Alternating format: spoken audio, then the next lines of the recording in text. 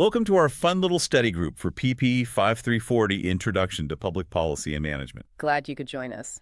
Today, we're diving deep into Chapter 5 of your required text, Essential History for Public Administration. Yep, the chapter called Confronting Injustice and Inequity, the Great Society. Our mission today, really, is to uncover the critical insights from this chapter. It describes the Great Society in a really interesting way. How's that? As a thin middle layer of governmental filling in a thick historical sandwich. Huh, I like that metaphor. Yeah, me too. It captures how it was this short but incredibly intense period of profound change, kind of nestled between the end of World War II and the later 1970s. It's definitely more than just a date range, though. It was a pivotal moment. It fundamentally reshaped the role of the federal government. And left a huge mark on American society, right? Oh, absolutely. You can think of it as this crucial link drawing a pretty direct line from, say, FDR's New Deal right up to a lot of the complex policy debates we're still wrestling with today. So what are we going to unpack here? Well, we'll unpack its context, which is maybe surprising in some ways.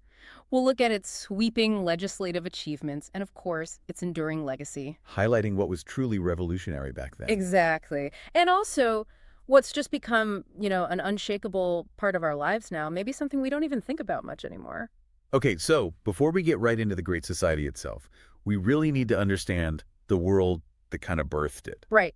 Context is everything. The chapter paints this vivid picture of the post-WWII era. It's often remembered as this calm, prosperous time. Just stereotypical 1950s image, yeah. But actually, it was bubbling with these deep-seated tensions and contradictions underneath. Precisely. The Great Society didn't just, appear out of nowhere. It was a direct and frankly urgent response to those really deep issues that had been, largely ignored or maybe papered over during the 50s. So understanding the pressure cooker makes the Great Society seem less sudden. Yeah, understanding those societal pressures, the unmet needs, it makes the sheer urgency and, honestly, the breadth of Lyndon Johnson's agenda much clearer. It helps us understand why such a dramatic burst of legislation was even possible then. That makes a lot of sense. Okay, so first stop on this context tour. The post-war economic boom. Right, the big one. On the surface, it looked amazing.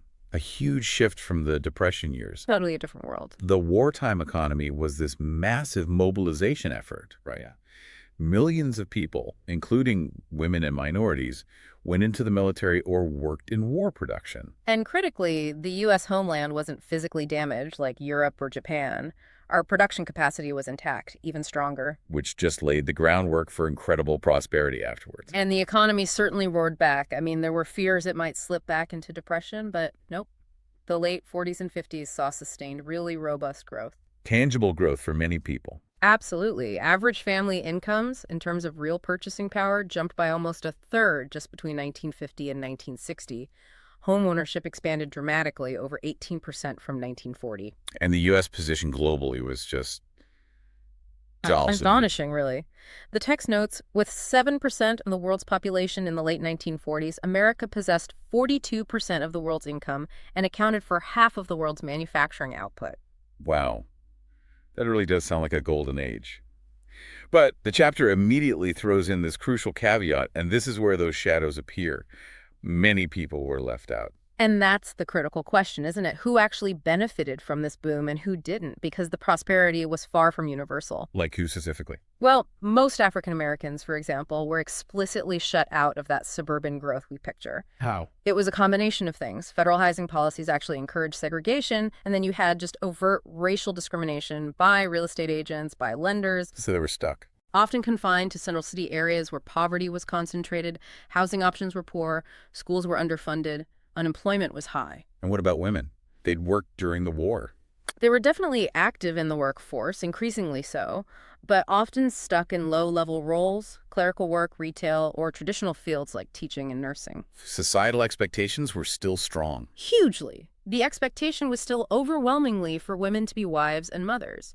The chapter mentions business recruiters often saw even talented women primarily as suited for those domestic roles. So this golden age really only shone brightly for, certain groups. It actually deepens some existing inequalities. Exactly, which builds that tension we talked about.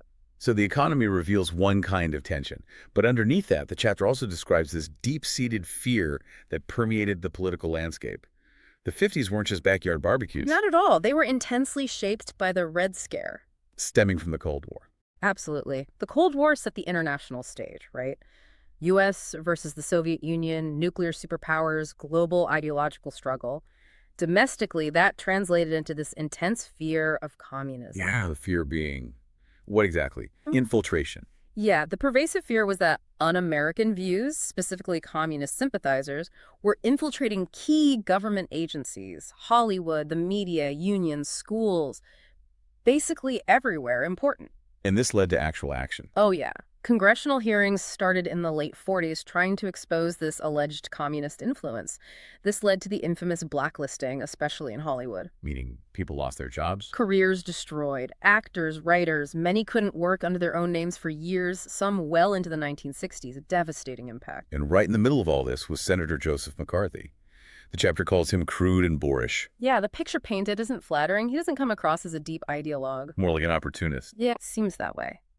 Someone who expertly used that public fear to grab headlines, gain power, get reelected. He wasn't shy about attacking groups, using really ugly language about homos and pretty boys, or targeting the Eastern establishment. But his downfall came when he went too far. Pretty much. His attacks eventually turned on the U.S. Army itself, targeting decorated officers. This led to the televised Army McCarthy hearings in 1954. People could watch it unfold at home. Right, and that public spectacle, seeing his tactics firsthand, it backfired. The Senate censured him for inappropriate conduct later that year. He was largely discredited, died a few years later. But the term stuck. McCarthyism. It did. It came to signify, unsupported accusations and attacks on an individual's character, reputation, or patriotism. A stark reminder of how public fear, when weaponized politically, can just crush individual rights and free expression. A lesson that still feels relevant. Okay, moving from the political climate to maybe the personal. The chapter really challenges that rosy, idealized image of the 1950s home life. It does. We have this picture, maybe from old TV shows. Right. But while lots of people did achieve that dream of suburban homeownership, it's wild to remember what modern conveniences actually meant back then. What are we talking about? Well, the chapter uses 1947 figures.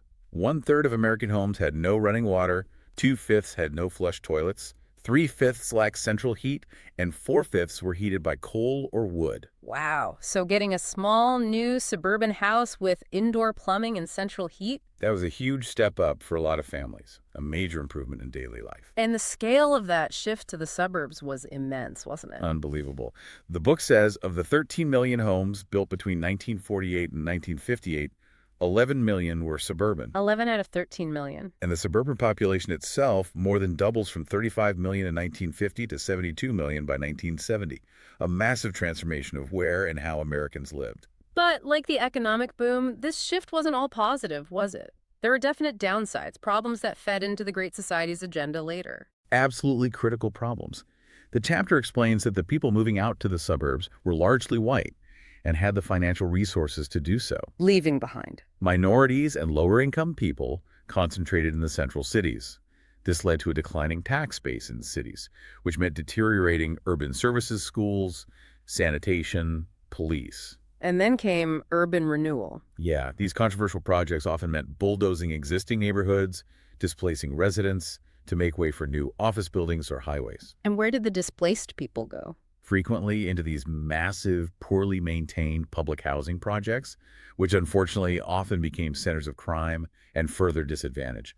A vicious cycle. And even for those in the suburbs, it wasn't necessarily paradise. There were trade-offs. Like what? Well, the common model was the male breadwinner commuting, leaving wives often feeling isolated at home, managing the household and kids. And critics started to notice this pervasive sense of conformity. The organization man. Exactly. William H. White's famous book from 1956, he worried about this pressure to fit in, both in the new corporate workplaces and in suburban life. What was his argument? That this organizational need for equilibrium, integration, and adjustment, as he put it, led to a loss of individuality and a tyranny of the majority. People were losing something vital in the pursuit of belonging. It's interesting how that critique kind of foreshadows some anxieties we still have today about corporate culture or even social media pressures, maybe. It really does. That tension between individual expression and group conformity is perennial. Okay, this next section, for many people, This is where that idealized 1950s image completely shatters. The civil rights struggle. Yeah, beneath that surface of prosperity and conformity, these powerful forces were building towards the explosion of the 1960s. No question. Despite slavery ending decades earlier, African Americans in the post-war era faced widespread, serious discrimination in housing, employment, the legal system, and education. And this wasn't just a Southern thing, it was nationwide. But the Jim Crow system in the South was particularly brutal, right? Absolutely. This system of state and local laws, really entrenched since the 1890s, enforced rigid racial segregation. We're talking signs, whites only, restrooms, water fountains, entrances. Separate and deeply unequal facilities, or sometimes no facilities at all, for Black citizens in hospitals, schools, even cemeteries. It's hard to even imagine living under that constant, daily denial of basic dignity. It is, and the chapter reminds us of this disturbing history of racial violence that underpinned it. Lynchings, race riots. Like the Red Summer of 1919. Yeah, horrific violence by white mobs against Black communities in over 30 cities, often fueled by job competition as Black workers moved north, or resentment towards Black veterans returning from WWI demanding respect. The examples are just chilling. They are. Chicago, a riot starts after white men kill a Black kid for swimming near a white beach. Police do nothing. It explodes 38 dead, 1,000 Black families homeless. Omaha, a white mob lynches and burns a Black man, then attacks Black neighborhoods. And the media often fanned the flames. The text points out how newspapers would publish these inflammatory articles about Black criminals right before riots, aiming, quote, to instill fear and terror into Blacks, thereby buttressing white domination. This was the pressure cooker. This is what the civil rights movement rose up against. It's crucial context. So, what were the key turning points then, the moments that finally forced the issue onto the national stage before the Great Society really kick off? Well, things really started to shift in the mid-50s. You have the landmark Brown v. Board of Education Supreme Court decision in 1954. Ending legal school segregation. Legally, yes. Though implementation, as we know, faced fierce, often violent resistance for years, it wasn't an overnight change by any means. And Rosa Parks. 1955. Her simple refusal to give up her bus seat sparked the Montgomery bus boycott, an incredible display of nonviolent resistance organized by a young Dr. Martin Luther King Jr. And it worked. Eventually, yes. It led to the Supreme Court declaring bus segregation unconstitutional. These weren't just isolated wins, they built momentum, showed that change was possible. And the sit-ins followed that model. Exactly. Like the famous one at Woolworth's in Greensboro in 1960, 4 Black college students just sat quietly at the whites-only lunch counter. Tasty abuse. Verbal abuse, food thrown at them, physical violence, but they remained nonviolent. That tactic spread like wildfire across the South. Thousands were arrested, but it gradually forced businesses to desegregate. It showed the moral power of nonviolence. And then came Birmingham in 1963. Why was that such a pivotal moment? Dr. King strategically chose Birmingham because it was known as perhaps the most systematically segregated city in the South. He basically predicted that the notorious police commissioner, Bull Connor, would react brutally to nonviolent protests. And he was right. Painfully right. Connor unleashed police dogs and high-pressure fire hoses on marchers, many of them young students. And the images went global. Exactly. Televised around the world, the shock was immense. It galvanized public opinion in a way nothing else had. It finally pushed President Kennedy, who'd been hesitant, frankly, about alienating Southern Democrats. Urged him to act. Yes, to finally draft a comprehensive civil rights bill. This all led up to the massive march on Washington later that summer, where Dr. King gave his I Have a Dream speech. The pressure for federal action was now just undeniable. A confluence of moral pressure and shocking reality. Okay, shifting gears slightly, but still part of this pre-Great Society context, the environment. Yeah, this is fascinating. Most of us think of severe pollution as, I don't know, a modern problem or something happening in developing countries now. Right, but the chapter makes this striking point.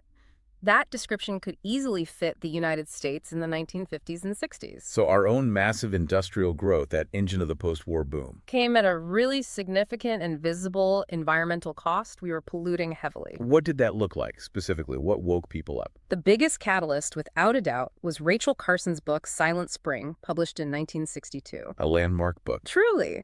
Carson was a biologist, worked her way up at the U.S. Fish and Wildlife Service. She fiercely criticized the really heavy, widespread use of pesticides like DDT. Based on evidence. Oh, yeah. Extensive evidence of the damage, not just to wildlife, hence the title, suggesting a spring without birdsong, but also the potential harm to human health. Her core message was that nature wasn't limitless. It was vulnerable to human actions. And the reaction was intense. A firestorm of controversy, as the book says. The powerful pesticide industry launched this massive campaign to discredit her. They even accused her of being a communist sympathizer, a really potent charge back then. And personally, she was struggling. It's heartbreaking. She was battling advanced breast cancer during all this, testified before Congress while incredibly ill, barely able to walk. Her dedication was just unbelievable. But her work had an impact. A huge impact. Despite the attacks, it led directly to congressional hearings in '63 and eventually the U.S. ban on DDT in 1972. She's rightly seen as this key inspirational figure for the environmental movement, creating a whole new public awareness. And it wasn't just pesticides. Right. Air quality was also terrible. Horrific in major cities. Los Angeles in the 50s and 60s had some of the dirtiest air in the world. The chapter mentions its first bad smog episode during WWII was initially mistaken for a Japanese chemical attack. That tells you something. It really does. It took decades and landmark federal laws like the Clean Air Acts of '63 and '70 to even begin tackling. New York City, too. Just as bad, maybe worse in some ways.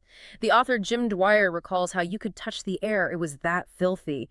Kids chasing bits of burnt paper like blackened snowflakes from thousands of incinerators, coal and heavy oil power plants spewing fumes. Leading to actual health crises. Absolutely. A devastating smog event in 1966 killed around 200 people in NYC. These weren't just minor annoyances, they were lethal conditions. And the water, equally bad. Oh, yeah. Industries just dumped pollutants without constraints. The Cuyahoga River in Cleveland literally caught fire periodically because of industrial waste. The river caught fire. Multiple times.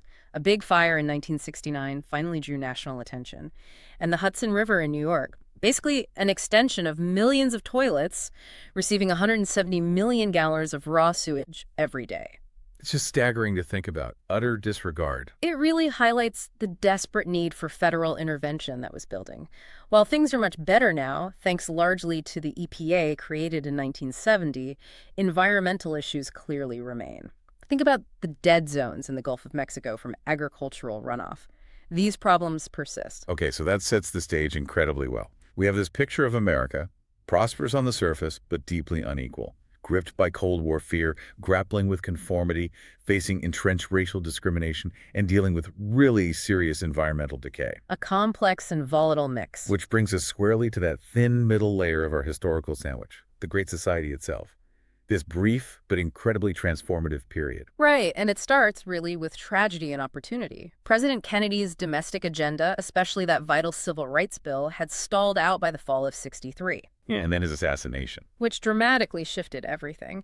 Suddenly, Lyndon Baines Johnson, a Southerner from Texas with, let's say, a complicated record on civil rights during his congressional career, is president. Liberals were unsure about him. Very unsure. They didn't know if he'd pursue Kennedy's goals or pivot back towards a more conservative Southern stance. But Johnson didn't hesitate. He seized this unique moment, as the text calls it, with incredible determination. The chapter highlights his personal ambition to expand on Franklin Roosevelt's domestic accomplishments. He saw himself building on the New Deal. Aiming for a second New Deal. Essentially, yes. And he believed he had this incredibly limited window, maybe less than 2 years, to ram through this huge body of laws. There was this palpable sense of urgency. Get it done before the political winds shifted. Exactly. Which explains the incredible pace, an intense, almost frantic period of lawmaking. The source mentions hundreds of pieces of legislation passed between '64 and '68, a legislative blitz unlike almost anything before or since. The sheer scope is just astounding. Mm-hmm. And it's important as you listen to think about how these laws still impact you today. Let's maybe break it down by policy area. Good idea. Let's start with civil rights, because that was arguably the cornerstone. The 1964 Civil Rights Act. Monumental, signed July 10th, 1964. It prohibited discrimination based on race, color, national origin, religion, or sex. That last one, sex, was actually added in a failed attempt by opponents to kill the bill. But it stuck. And it had enforcement teeth. Yes, crucially. It authorized the federal government to sue segregated schools and created the Equal Employment Opportunity Commission, the EEOC, to fight job discrimination. It fundamentally changed the legal landscape. And it didn't stop there. No, It was followed quickly by the Voting Rights Act of 1965, which finally tackled those insidious barriers, poll taxes, literacy tests that had kept minorities from voting for generations, especially in the South. And housing discrimination. Addressed by the Civil Rights Act of 1968, outlawing discrimination in the sale or rental of housing. Together, these three acts were truly foundational, trying to make equality under the law a reality. Okay, what about the war on poverty? That was another major pillar. Right. Launched by the Economic Opportunity Act of 1964, this was a really comprehensive package. What did it include? Things like the Job Corps for youth training, both residential and local centers, community action programs, which were interesting because they aimed to involve the poor directly in figuring out solutions for their own communities. Giving them a voice. Exactly. Plus, small business loans and Vista Volunteers in Service to America, sort of a domestic Peace Corps, a multi-pronged attack on poverty. Education also saw massive investment, and these programs are definitely still around, impacting many of you listening. Big time. The Elementary and Secondary Education Act of 1965 provided crucial federal aid to schools serving low-income kids. It also made the Head Start preschool program permanent. Head Start is a household name. It is. And then the Higher Education Act of 1965 sent aid to colleges and universities and critically funded student loans, scholarships, and work-study programs. Think about how many people rely on federal student aid today. That foundation was laid here. Maybe one of the most impactful areas, certainly one of the most debated still, is healthcare. Absolutely. The 1965 amendment to the Social Security Act, this created Medicare for seniors and Medicaid for low-income and disabled individuals. A truly revolutionary step. Huge. Johnson himself, at the signing ceremony, captured the goal perfectly. He said, "No longer will older Americans be denied the healing miracle of modern medicine. No longer will illness crush and destroy the savings. No longer will young families see their own incomes eaten away simply because they are carrying out their deep moral obligations to their parents." That really gets at the human impact they envisioned. It does, alleviating that crushing burden of medical costs for the elderly and vulnerable. And Medicaid, despite the ongoing debates, its reach is just staggering, isn't it? The numbers are mind-blowing. The chapter cites 2017 figures. Medicaid provided care for 4 out of 10 American kids, covered nearly half of all births, paid for 2/3 of people in nursing homes, and cared for 10 million children and adults with disabilities. Wow. It touches almost every family in some way. Its impact is profound. Undeniable. Okay, what else? The Great Society also nurtured cultural institutions. Right, recognizing that arts and humanities matter. Exactly. The National Foundation on the Arts and Humanities Act of 1965 created the National Endowment for the Arts, NEA, and the National Endowment for the Humanities, NEH, as independent federal funding agencies. Supporting museums, artists, scholars. Precisely. Fostering a richer public sphere. And this was built upon by the Public Broadcasting Act of 1967. Establishing the Corporation for Public Broadcasting. Yep, which in turn led to the creation of PBS Television in 69 and National Public Radio, NPR, in 70. The chapter has that great line, "Have you watched Sesame Street or Mr. Rogers' Neighborhood? Thank the Great Society." It's true. These things are so woven into our lives, we often forget their origins in this specific period of federal investment. Okay, another big one. Yeah. Immigration. A seismic shift here. The Immigration and Nationality Act of 1965 completely overhauled U.S. immigration policy. How so? It got rid of the old system based on national origin quotas, which heavily favored immigrants from Northern and Western Europe. And replaced it with A system prioritizing family relationships, people with relatives already here as citizens or permanent residents, and to a lesser extent, job skills needed in the U.S., a fundamental change in who we welcomed. And the impact was bigger than expected. Much bigger. Despite claims at the time it wouldn't significantly change the country's ethnic makeup, the chapter says it had a profound effect and transformed the U.S. demographic profile. How dramatic was the change? The number of legal immigrants surged from under 300,000 in 1965 to around 1 million a year by the mid-2000s.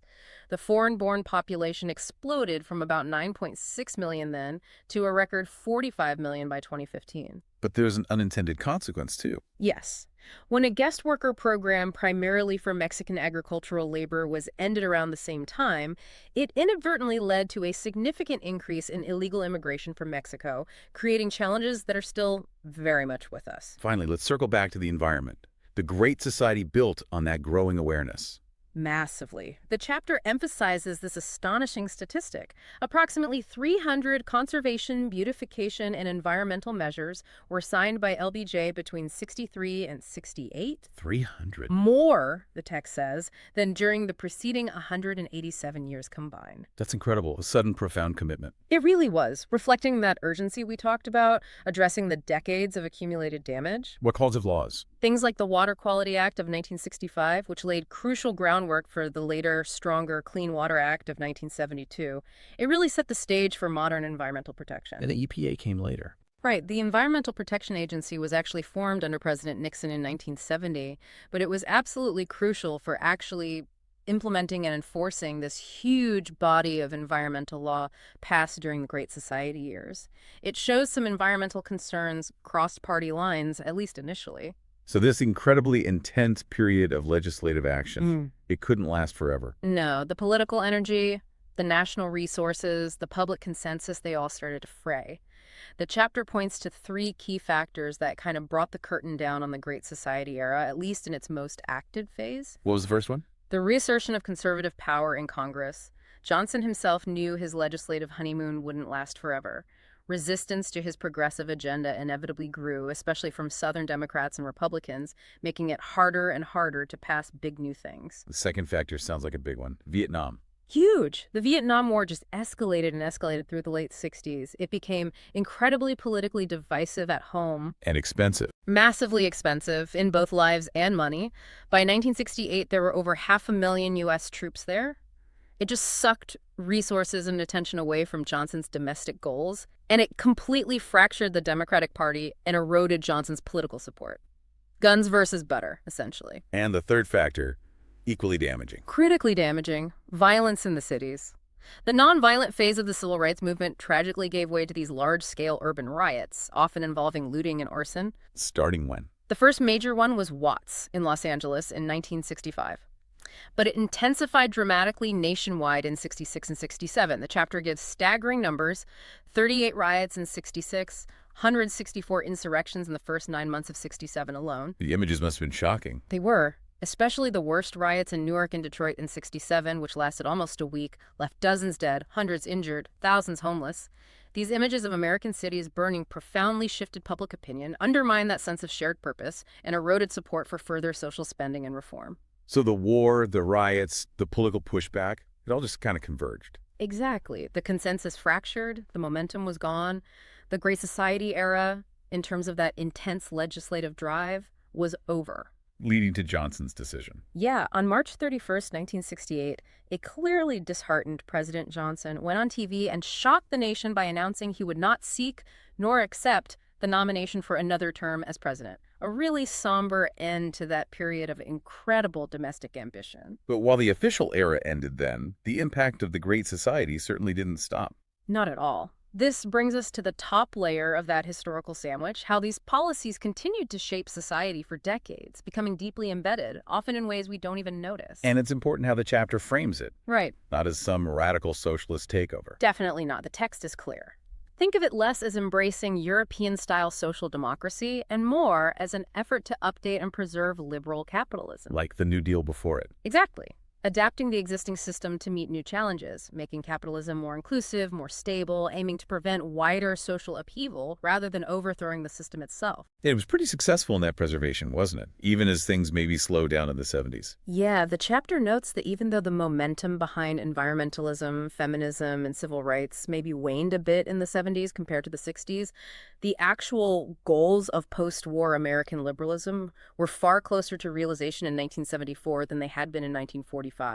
The seeds planted had definitely taken root and grown. Beyond policy, the chapter also talks about cultural shifts. Right. More personal freedom. Significant changes, yeah, often overlooked. Just more personal choice and lifestyle options. Think about freedom and how people dressed, wore their hair, who they socialized with, travel, access to different kinds of movies, TV, music, books. A general loosening of earlier, more rigid norms. Exactly, more individual agency in daily life. And for women, the changes were profound. The pill played a role. Partly the pill, yes, but also, as the text says, more important, the rise of permissive attitudes in the culture at large. Women gained much greater sexual freedom, and then after 1973, the constitutional right to an abortion via Roe v. Wade. Truly liberating forces, reshaping personal autonomy. Absolutely. Challenging traditional gender roles in fundamental ways.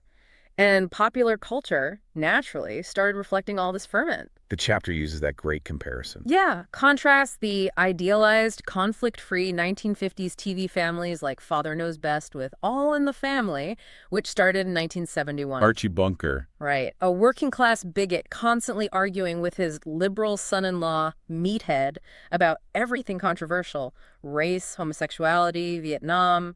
Bringing those 60s conflicts right into the living room. Exactly. It showed these weren't fringe debates anymore. They were mainstream, part of everyday American life and conversation. Now, politically, critiques of the Great Society started almost immediately, didn't they? And some programs were cut back or changed over the years. Oh, for sure. The debate over its effectiveness and cost has never really stopped. But the chapter argues that, overall, its impact was truly transformative. It wasn't easily undone. That's a key point. It argues the Great Society transformed not only the role of the national government in society, but the nature of society itself. Fundamental change. Even under Republican presidents. Remarkably so. The text points out that even Richard Nixon, who won in '68, didn't really have a mandate to dismantle the Great Society. He criticized Johnson on Vietnam and law and order, sure, but he mostly steered clear of attacking the core domestic programs. He even strengthened some. So they became entrenched pretty quickly. Very quickly. By the time Ronald Reagan was elected in 1980 on a platform of cutting government, the Great Society programs were so firmly established that any conservatives wanting to attack it would face a monumental challenge. They were woven into the fabric. Deeply. It wasn't just legislation anymore. It was part of people's expectations of what government does, what society provides. Which leads to that hilarious anecdote the chapter uses. Oh, the Medicare one. It's perfect. A Republican congressman is holding a town hall in 2009, and this self-described very conservative senior citizen stands up. Completely unaware that Medicare is a government program. Right. And warns the congressman, "Keep your government hands off my Medicare." It perfectly illustrates how deeply embedded these things became, sometimes invisible even to the beneficiaries. Exactly. Part of the landscape, part of the social contract, whether people consciously recognized it or not. So the chapter makes a strong case that if there was one real turning point in recent American history, it was the 1960s. It really argues that America in 1970 was just profoundly different from the America of the 1950s, across the board. Race, the status of women, the environment, popular culture, the development of metropolitan areas. And while the big issues weren't all solved. Far from it. But the chapter argues the outlines of social issues that continue to be relevant today took on familiar contemporary forms during that period. The battle lines were drawn, the core questions framed. And certain assumptions about government's role became commonplace. Yes. We just sort of expect now that government has a responsibility to ensure clean drinking water, relatively unpolluted waterways, and breathable air. Or that government should ensure adequate health care for older people and poor people. Those weren't universal assumptions before. Definitely not. That shift in public expectation about what government should do is maybe the most profound, lasting legacy of the Great Society. And women's rights, specifically, continued to advance even after the main legislative burst. Significantly.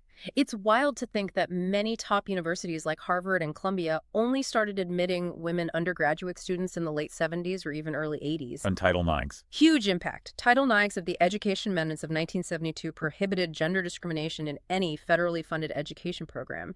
It dramatically transformed women's athletics, opening up opportunities that just didn't exist before. There was also a change regarding credit. Yes, another one that seems obvious now but was revolutionary then. Yeah? The Equal Credit Opportunity Act of 1974, meaning women were finally legally entitled to apply for credit on equal footing with men. Before that, banks could literally refuse credit cards to unmarried women or require a husband's signature for married women. Hard to even imagine now. Right. The chapter notes most women today cannot imagine being prevented from using credit because of their gender.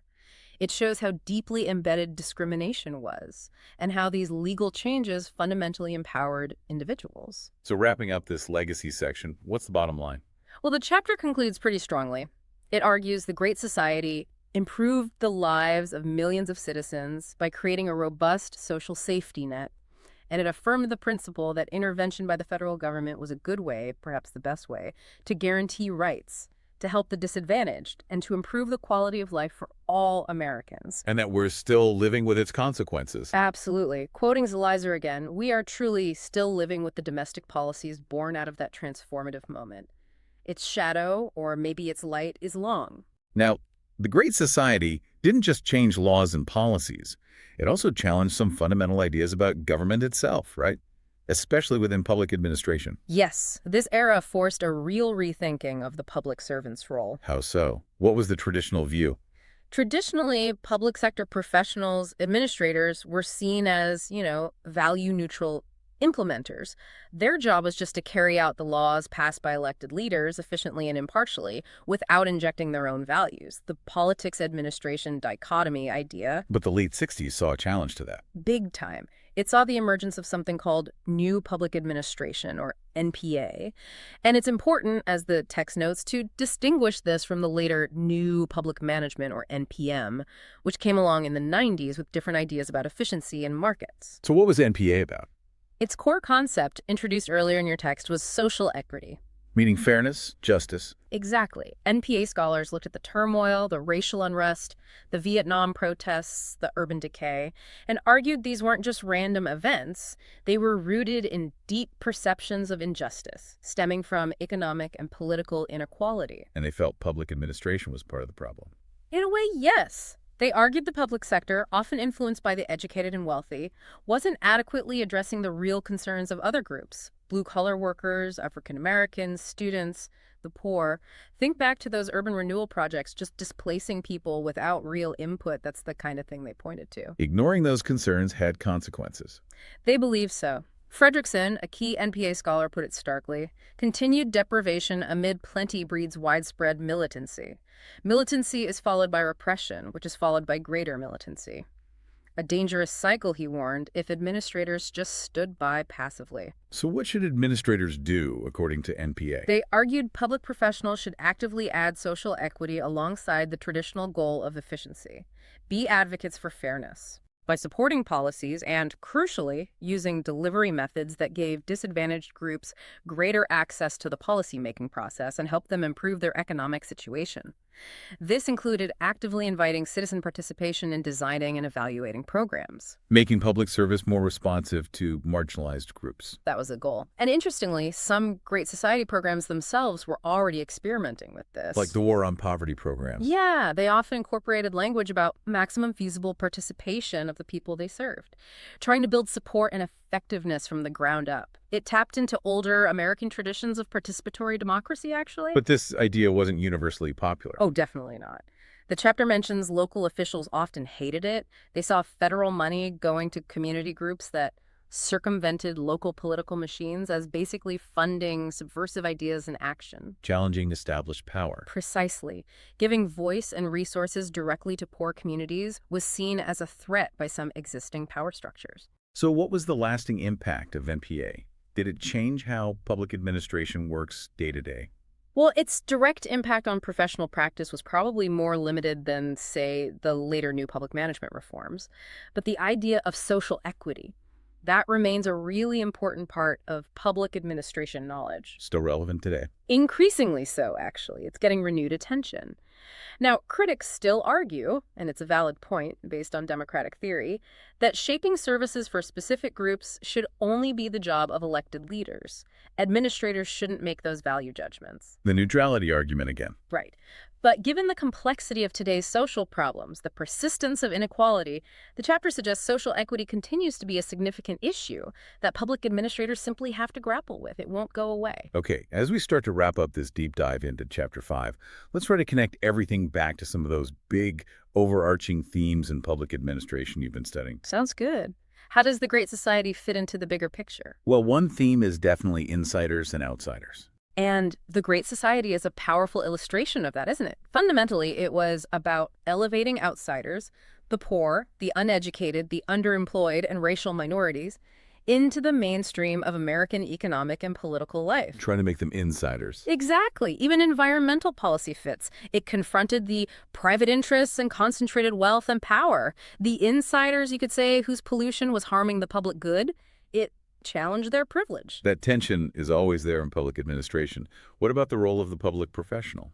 The chapter really emphasizes how the Great Society era, especially with MPA emerging, put that traditional value-neutral policy implementer model under serious scrutiny. It became harder to just stand on the sidelines. Almost impossible for many public servants during such rapid, profound social upheaval.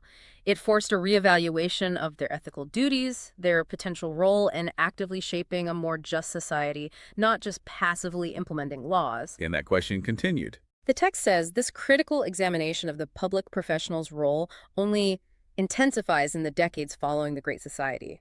As government gets bigger, society gets more complex, and more diverse interests demand attention. It's an ongoing evolution. Finally, how does the Great Society fit into the longer arc of American government development? The chapter suggests that while major transformations might happen less frequently now, maybe in occasional isolated events, rather than intense bursts like the Great Society. The big foundational moments matter. Exactly. The actions taken during the founding era, the progressive era, the New Deal, and the Great Society have collectively established a foundation for modern American government. They built the structures and expectations we live with. And highlight that ongoing tension. Absolutely. That constant push and pull. Resistance to government involvement versus persistent public demand for government to step in and solve big problems. Racism, inequality, environmental crises. Public administration is always caught in the middle of that tension. Meaning the field has to keep adapting. Constantly. It can't be static. It has to respond to the changing political and economic environment, always trying to balance those competing demands for less government and more government intervention. Wow. Okay. That was quite the journey through a truly transformative and honestly pretty turbulent period in American history. It really was. From those shadows under the surface of post-war prosperity, through the urgent demands for civil rights and environmental sanity, the Great Society was just this whirlwind. A whirlwind of legislation, of social shifts, of changing expectations. It was definitely a compact, intense period, just like that thin middle layer metaphor suggested.